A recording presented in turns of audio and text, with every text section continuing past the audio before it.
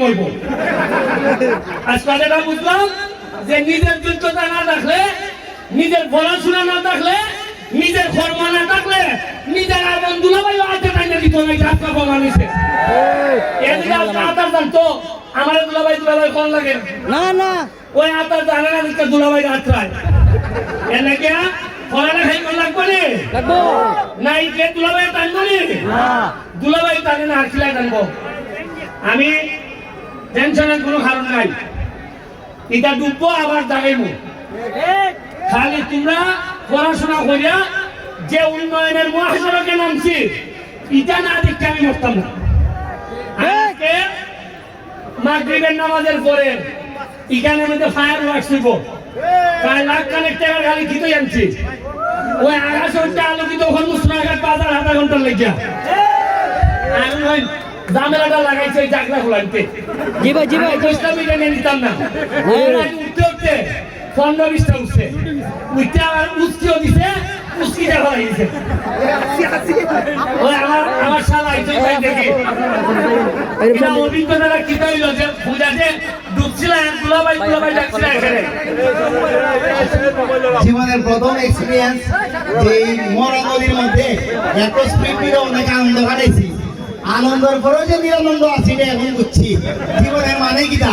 কিন্তু এরকম দুলাভাই থাকলে সাঁতার না যাবো মহাসমুদ্র পাড়ি দেওয়া যায়। আমি কৃতজ্ঞতা নাই এবং আপনারা আসলে দোয়া করছেন। আমরা যারা স্পিড টুরো আসতাম যে শুরু ভাই ছাড়া বিশেষ করে আমি ডরাইছি।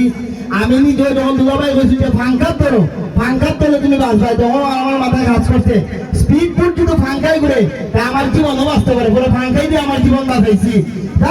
কিভাবে একজন বিসর্জন দিয়ে যদি দেশটার সুমনের অর্জন হয়, আমার বিসর্জনের জন্য উত্তম ইতি আল্লাহর কাছে আমি দোয়া করি।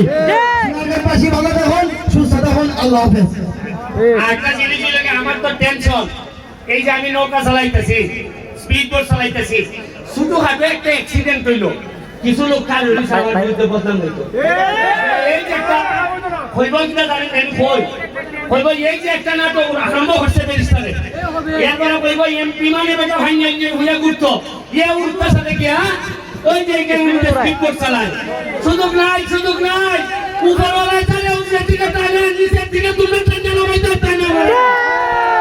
আর আমার যে উড়ু লাইন এর বাবা কয় ভাই, কেউ কয় ভাই। এই লাইন টুকা রইলে তো আরো ভাই নাই।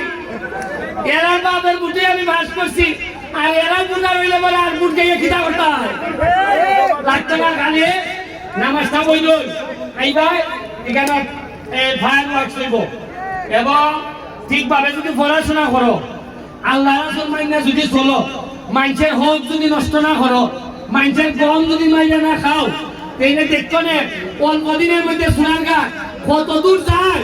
এটা আমি নিজের চোখে তোমরা ভ্রমণ করে দিব তোমরা। ঠিক আছে, সবাইকে ঈদ মুবারক, ঈদ মুবারক, ঈদ মুবারক। আমার ফোন কই